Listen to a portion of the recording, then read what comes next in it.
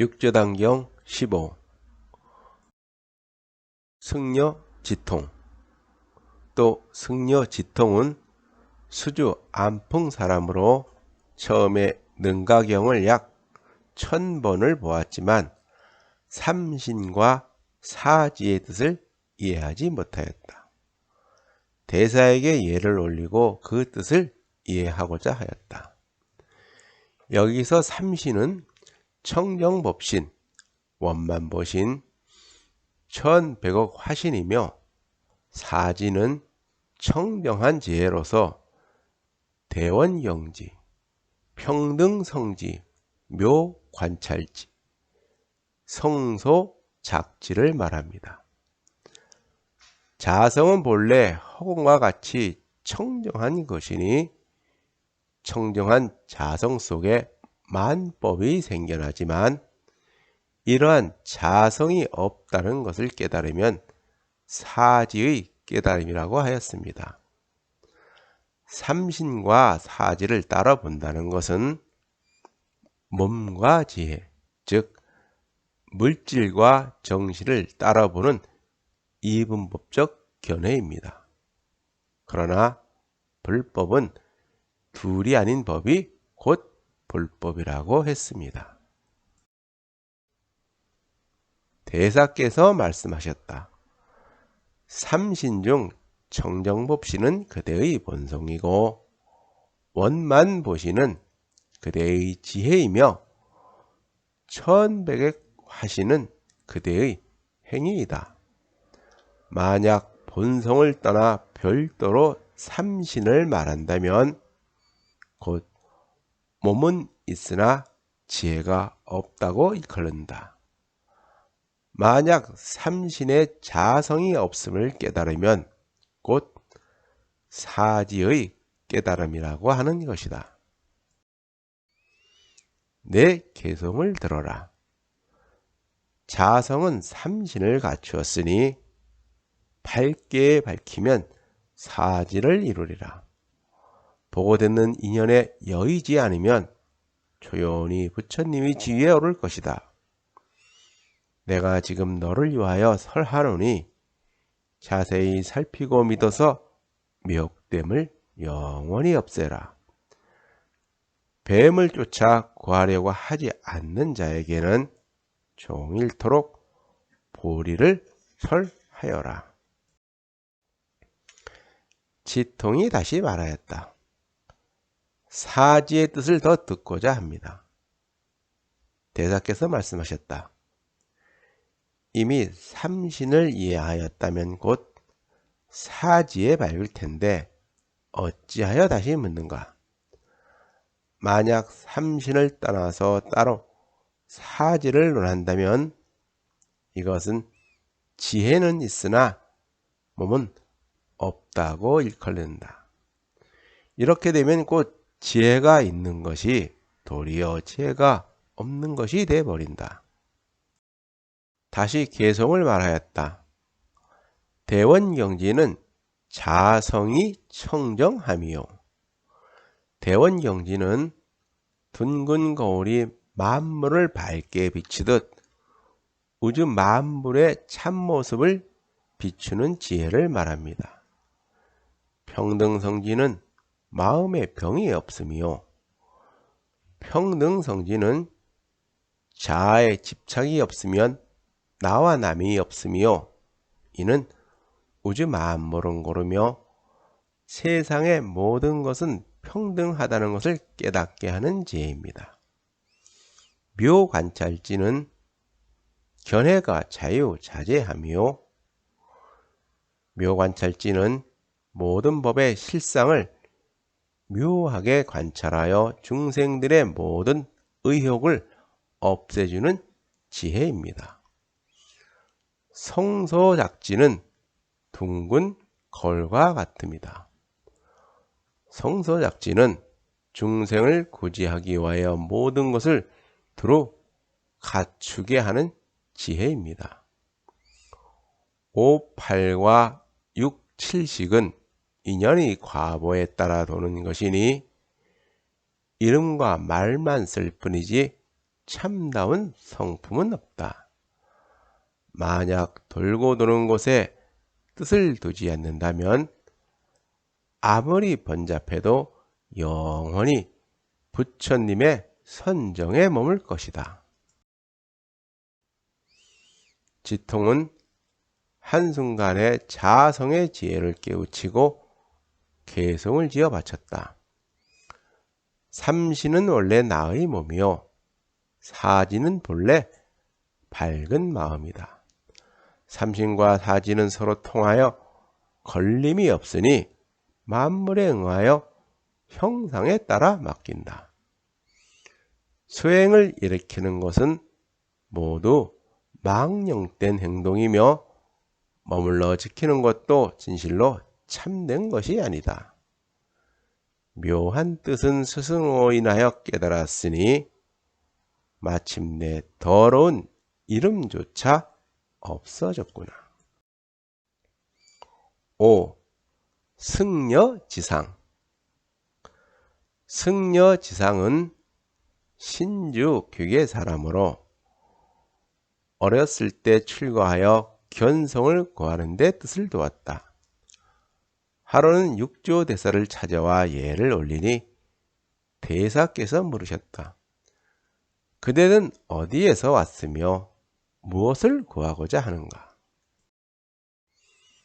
지상이 말하기를 하기는 근래 홍주 백봉산에 가서 대통화생에게 예를 올리고 견성 성불의 뜻을 배웠습니다. 하오나 아직 의심을 끊지 못하여 멀리서 찾아와서 예를 올리니 엎드려 바라본데 화상께서는 자비를 내리시어 가르쳐 주시옵소서. 지상은 어려서 출가하여 견성 성불을 하는데 뜻을 두었다는 것입니다. 대사께서 말씀하셨다. 그분께서는 무슨 말을 하였는지 그대가 말하여 보거라. 저는 그곳에 도착하여 3개월이 지나도록 가르침을 받지 못하였는데 법에 대한 생각이 간절하였기에 하루 저녁에는 혼자 방정실로 들어가 여쭈어 보았습니다. 어떠한 것이 저희 본래 마음이고 본래 성품입니까? 대통화상께서 곧 말씀하셨습니다. 너는 허공을 보았느냐? 제가 대답했습니다. 보았습니다. 화상께서 말씀하셨습니다. 너는 허공을 보니 모양이 있더냐? 제가 대답을 하였습니다. 허공은 형상이 없는데 어떻게 모양이 있겠습니까? 대통화상께서 다시 말씀하셨습니다. 너희 본성도 허공과 같아서 한 물건도 볼 수가 없으니 이를 일러 바르게 본다고 한다. 한 물건도 알 수가 없으니 이를 일러 참된 암이라 한다. 푸르거나 누렇거나 길거나 짧은 것도 없으니 본래의 근원은 청정하다는 것만 보고 깨달음의 바탕이 두루 밝은 것을 곧 견성 성불이라 하며 또한 열의 직견이라 하느니라. 지상은 안다는 것과 본다는 것, 즉 직견이 아직 남아 있다는 것입니다. 금강경 31장은 직견불생문, 즉 직견이 생겨나지 않는다는 것입니다. 세종께서 말씀하셨다. 수벌이야, 만약 어떤 사람이 말하기를 부처가 아견, 인견, 중생견, 수자견을 말하였다고 한다면 수벌이야 어찌 생각하느냐? 이 사람은 내가 설한 바의 뜻을 이해하였다고 하겠느냐? 수벌이가 대답하였다. 아니옵니다. 세존이시여. 이 사람은 열애께서 설하신 바의 뜻을 이해하지 못한 것입니다.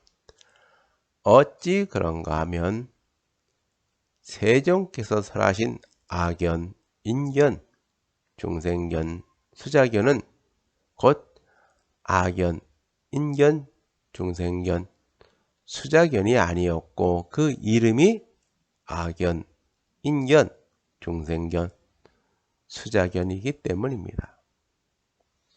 그러므로 안욕따라 삼약삼보리를 성취한 자는 법상을 내지 말아야 한다는 겁니다. 열애가 말한 법상은 법상이 아니라 그 이름이 법상이기 때문입니다.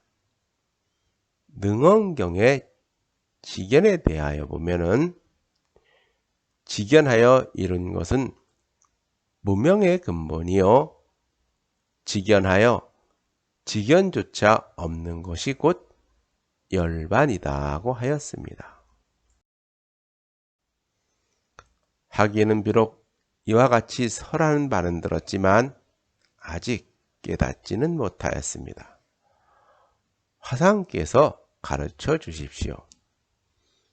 대사께서 말씀하셨다. 그분께서 설하신 것에서는 아직 보는 것과 아는 것이 남아있구나. 그러한 까닭에 내가 아직 깨닫지 못하였구나. 내가 이제 너에게 개송 하나를 주겠다. 하나의 법도 보지 않고서 보는 것이 없다고 한다면 마치 뜬 구름이 해를 가리는 것과 같다. 하나의 법도 알지 못하고서 공을 안다고 하면 도리어 허공에서 번개가 번쩍이는 것과 같다. 이러한 지견이 잠깐이라도 일어나면 잘못 알아차린 것이니 어찌 방편을 이해했다고 하겠는가. 너는 한 생각에 자기의 잘못을 알게 되면 자기의 영험한 지혜가 늘 나타나게 될 것이다. 지상은 개송을 듣고서 마음이 환하게 열리니 이에 개송을 지었다. 아무 까닭 없이 직연을 일으켜서 상에 집착하여 보리를 구했네. 깨닫고자 하는 한 생각의 뜻을 두면 옛 미혹함을 어찌 벗어날 수가 있겠는가. 자성은 깨달음의 근원이자 바탕인데 가르침을 쫓아서 부질없이 흘러다녔네. 조사의 방에 들지 않았다면 아무 생각 없이 양쪽으로 나아갔으리. 양쪽으로 나간다는 것은 아는 것과 보는 것을 따로 보게 되니 직연을 일으켜서 미혹함을 벗어나지 못하였다는 것입니다. 노자는 알면서도 알지 못한다고 하는 것이 가장 좋은 것이고 알지 못하면서도 안다고 하는 것은 병통이다고 했습니다.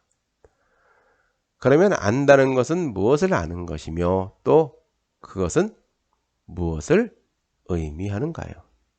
그와 같은 생각과 감정은 어디에서 비롯됐으며 무엇을 근거로 하고 있는가요? 우리가 안다고 하는 것은 사물의 색깔이나 소리, 형체를 보고 듣고 느낀 것을 근거로 하여 자신의 생각과 감정을 나타낸 것이니 그와 같은 것은 추상적 개념으로서 사물 그 자체의 본질을 두고 말하는 것이 아닙니다. 이처럼 무엇을 안다고 하는 것은 사물의 색깔이나 소리, 형체를 보고 듣고 느껴서 그것을 말이나 글로서 자신의 생각과 감정을 나타낸 것이니 그것은 사물의 본래 모습이 아니라 하나의 비유에 불과한 것입니다.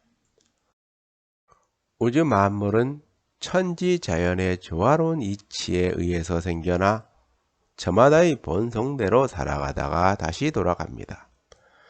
그러므로 안다는 것은 이러한 천지자연의 조화로운 이치를 알아차려서 늘 그것과 함께하는 것을 참으로 안다고 할 수가 있는 것입니다. 우리가 진정 알아야 할 것은 알지 못하고 알지 말아야 할 것을 알면서 모든 것을 안다고 말하는 것은 진정한 알미 아닙니다. 재와 지식으로 우주 만물의 근본 이치를 밝히고 세상의 모든 것을 시비와 분별을 두고서 가르고 그것이 사물의 진실한 모습인 줄 믿게 되면 스스로의 한계에 빠지게 되고 자기 세계에 갇히게 되니 이는 곧 병통이 되는 것입니다. 그러므로 참으로 아는 자는 안다는 것은 무엇을 아는 것이며 그것은 무엇을 기준으로 삼아야 하는지 또한 그것은 무엇을 의미하는지 나는 모를 뿐이다 라고 합니다. 내가 알고 있는 것은 단지 나는 그 무엇도 알지 못한다는 것을 아는 것, 오직 그것을 알 뿐이다 라는 겁니다.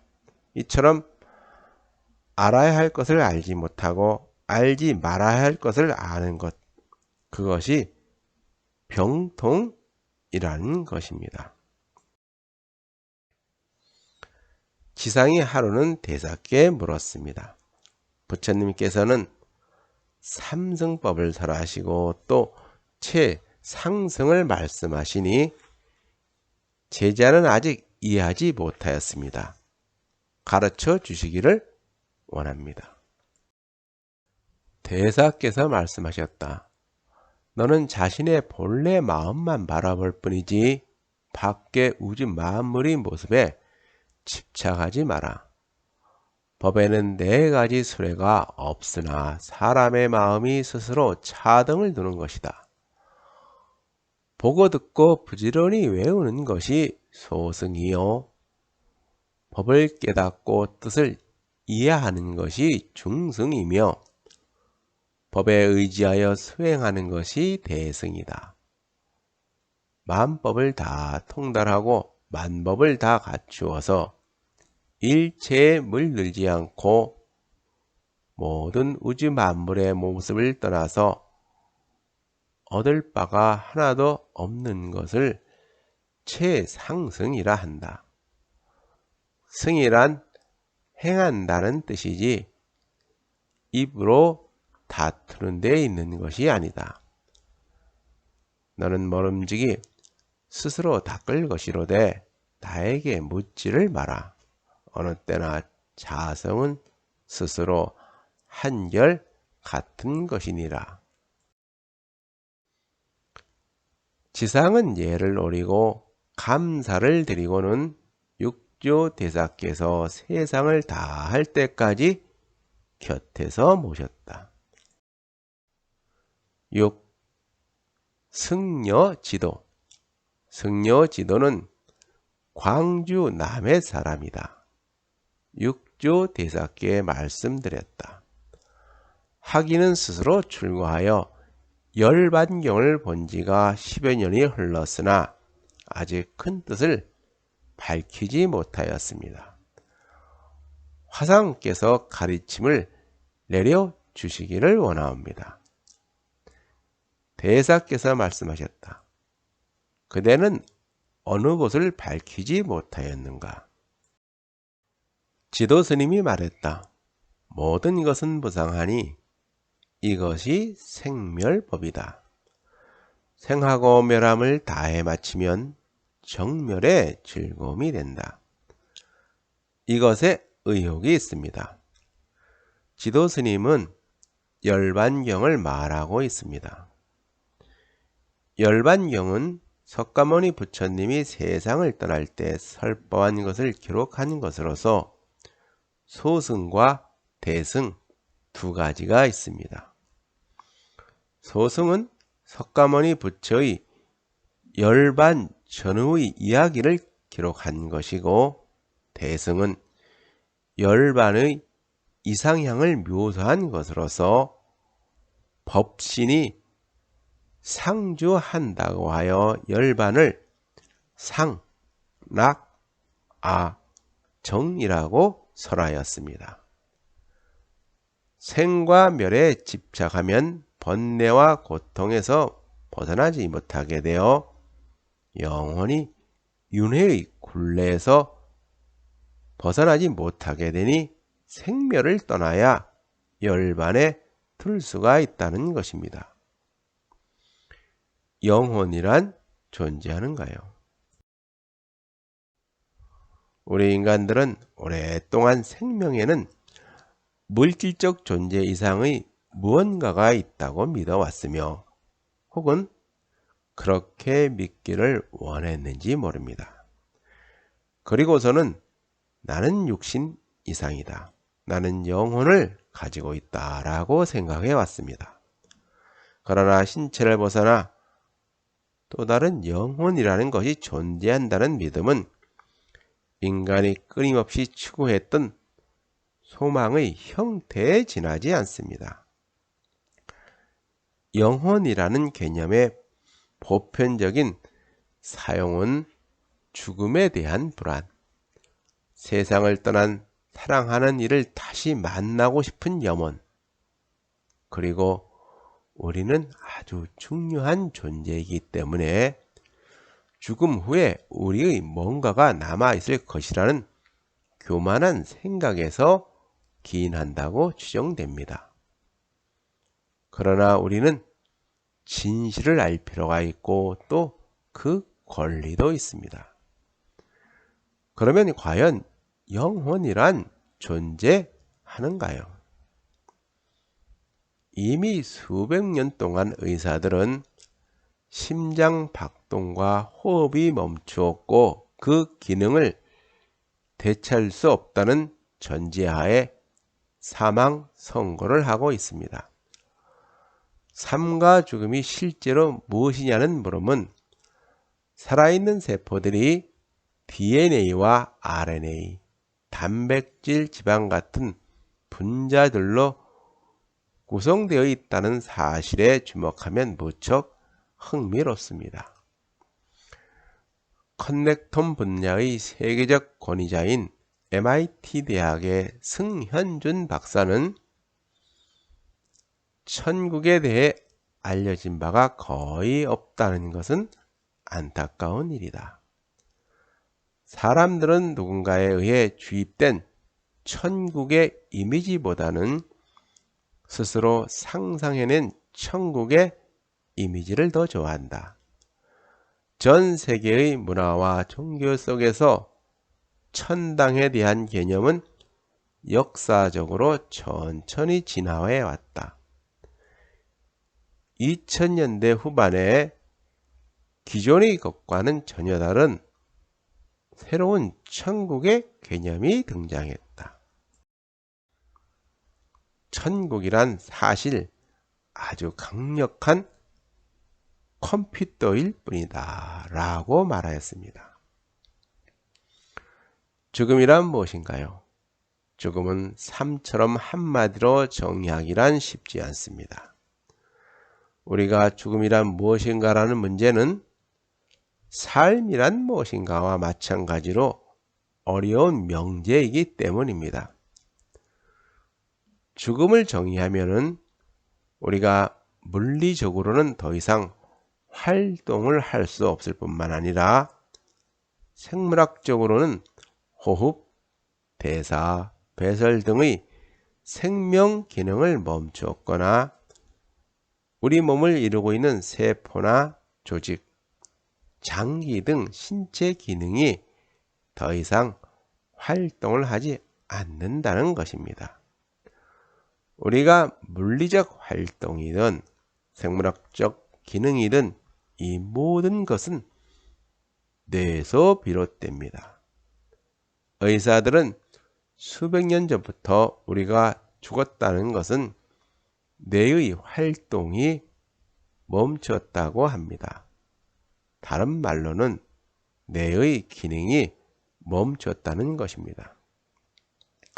하버드 의대위원회가 정한 뇌사의 기준은 빛에 대한 동공의 무반응, 뇌관 반사의 소실, 인지나 의식 같은 고차적인 뇌 기능의 영원한 상실이라는 조건을 충족해야 한다는 것입니다. 뇌가 더 이상 기능하지 않아서 생각할 수 없다면 사람으로서 더 이상 존재하지 않는다는 의미입니다. 그러면 우리는 왜 죽음을 가장 슬프고 두려워하는 것일까요? 그것은 자신이 갖고 있는 모든 것과 영원히 이별을 해야 하기 때문입니다. 자신이 가장 사랑하는 모든 것과 다시는 함께하지 못하기 때문에 죽음을 두려워하는 것입니다. 이와 같은 죽음에 대한 공포와 두려움을 피할 수 있는 방법은 죽음을 대신할 만한 보다 나은 가치 있는 것을 찾거나 아니면 죽음 자체를 피하는 것입니다. 오늘날은 죽은 사람을 다시 살려낼 뿐만 아니라 노화도 되돌릴 수 있다고 믿는 사람들이 있습니다. 그들은 인간이 숨을 거둔다는 것은 영혼을 내보내는 것이 아니라 단지 뇌가 활동을 멈춘 것이라고 주장합니다. 그들이 있는 것은 아리조나의 스코츠데일에 있는 알코어 생명연장재단 본부입니다. 그곳에는 듀오라고 불리는 용기들은 거대한 보온병처럼 뇌용물을 단열 보관하고 있습니다. 듀오에는 액체 질소가 저장되어 있으며 얼음 대신에 인간의 시신 4구 혹은 머리 6개가 담겨져 있습니다. 듀오 속에 보관되어 있는 죽은 사람들의 냉동된 머리들은 신경 보존되어 있으며 이 시술은 인체 냉동 보존술이라고 불립니다. 알코올 회원들은 장기적으로 과학기술의 진보는 인간으로 하여금 지금은 불가능해 보이는 것들을 성취할 수 있게 해줄 것이라고 믿습니다. 미래에는 물질을 통제하는 인류의 능력이 상당히 정교한 수준까지 발달하게 되고 급기야 죽은 신체를 다시 살려내는 것이 가능하게 될 것입니다. 그러면 이제는 죽음에 대한 새로운 정의가 필요하지 않을까 싶습니다. 삶도 죽음도 자연의 일부로 받아들일 것이냐, 아니면 죽음 자체는 피할 수 없는 운명이 아니라 무지에서 비롯된 것인가를 우리는 다음과 같은 2가지 질문을 할 수가 있습니다. 우리가 존재하는 이유는 무엇인가? 내가 존재하는 이유는 무엇인가? 그것이 삶과 죽음의 본질적인 문제입니다. 대사께서 말씀하셨다. 그대는 어떻게 의심이 생겨나게 되었는가? 지도가 말했다. 일체 중생에게는 모두 2 몸이 있으니 색신과 법신을 말합니다. 색신은 무상하여 생이 있고 멸이 있지만 법신은 유상하여 암도 없고 깨달음도 없습니다. 열반경에서 말하기를 생하고 멸함을 다해 마치면 정멸의 즐거움이 된다고 하는데 어느 몸이 정멸이고 어느 몸이 즐거움을 받는 것인지를 알지 못하겠습니다. 만약 색신이라면 색신이 멸할 때 사대가 흩어져서 모든 것이 고통이니 고통을 즐거움이라 말할 수가 없고, 만약 법신이라면 정멸은 곧 풀과 나무, 기와나 돌과 같으니 누가 즐거움을 받겠습니까? 지도는 색신과 법신은 따로 존재한다고 말하고 있는 것입니다. 또 법성은 생멸의 본체요, 오는 생멸의 작용이니 하나의 본체에 5 작용이 있어 생멸은 정해져 있는 것입니다. 생은 본체로부터 작용이 일어나는 것이며 멸은 작용을 거두어 본체로 돌아가는 것입니다. 만약 생을 다시 인정한다면 곧 유정의 무리들이 끊어지지 않고 살아 없어지지도 않을 것입니다. 만약 생을 인정하지 않는다면 곧 영원히 정멸로 돌아가서 무정물과 같게 될 것입니다.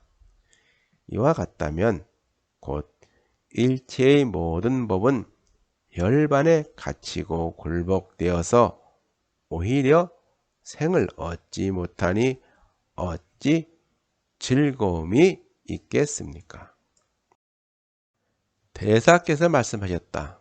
그대는 부처님의 제자이면서 어찌하여 외도인 끊어짐과 영원함에 그릇된 견해를 익혀서 최상승의 법을 논하려고 하느냐? 그대가 말한 바에 의하면 곧 색신 밖에 법신이 따로 있으며 생멸을 떠나 정멸을 구한다는 것이다. 또한 열반의 늘 즐거움이라는 말을 추측해보면 몸이 있어야 받아들이는 작용이 있다는 것은 잠시 생과 사에 집착하여 세간의 즐거움을 탐착하는 것이다. 장자의 지락편에는 이런 말이 나옵니다. 열자가 길을 가다가 길가에서 밥을 먹고 있었다. 마침 100년은 되어 있음직한 해골을 보고서 쑥대를 뽑아가지고 그것을 가리키면서 오직 나와 그대만이 진정한 죽음도 없고 진정한 삶도 없다는 것을 알고 있다. 죽어있는 그대가 과연 슬픈 것인가? 살아있는 내가 과연 기쁜 것인가? 그대는 이제 마땅히 알아야 하느니라. 부처님께서는 모든 미혹한 사람들은 온이 화합하여 자신의 모습으로 된 것으로 알고서 일체의 법을 분별하여 바깥 세상의 모든 것을 상으로 삼아 생을 좋아하고 죽음을 싫어하며 생각에 생각을 끊임없이 하면서 이 모두가 꿈이고 환상이며 허망한 가짜임을 알지 못하여 헛되이 윤회를 받고 영원한 즐거움인 열반까지도 도리어 괴로움으로 여기면서 종일토록 밖으로 치달려고 하는 것이니 부처님께서는 이를 가엾게 여기고서는 곧 열반의 참된 즐거움을 보여주신 것이다. 한순간이라도 생겨나는 상도 없으며 한순간이라도 없어지는 상도 없어서 다시 없앨 만한 생멸도 없으니 이것은 곧 정멸이 눈앞에 나타나는 것이다. 정멸이 눈앞에 나타났을 때에도 나타났다는 헤아림조차 없으면 이를 곧 영원한 즐거움이라 한다. 이러한 즐거움을 받는 사람도 없고 받지 않는 사람도 역시 없으니 어찌 하나의 본체에 5의 쓰임이라는 이름이 있겠는가? 하물며 열반이 모든 법에 다시 갇히고 굴복하게 하여 영원히 생겨나게 하지 않는다고 어찌 말할 수가 있겠는가.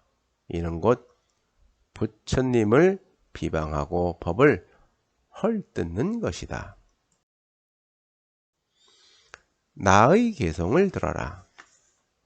위없는 대열반은 두루 밝아서 늘 고요히 비추지만 범부들은 어리석어서 이를 죽음이라고 하고 외도에 집착하는 자들은 끊어졌다고 하네. 이승을 구하는 모든 사람들은 아무런 자기가 없다고 말하지만 이 모든 것은 뜻으로 헤아린 것이니 62견의 근본이 된다. 허망하게 세워놓은 헛된 거짓 이름을 어찌 진실한 뜻이라 하겠는가.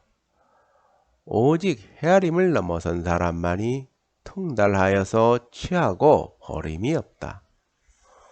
온 법과 온 속이 나와 밖에서 나타나는 온갖 형상들과 하나하나의 음성과 모습들, 이 모두는 꿈 같고 환상과 같음을 알아 범부도 성현이라는 견해도 일으키지 않고 열반이라는 견해도 짓지 않으니 이변과 삼재가 끊어진다. 여기서 이변은 무상과 유상을 말하고 삼재는 과거, 현재, 미래를 말합니다.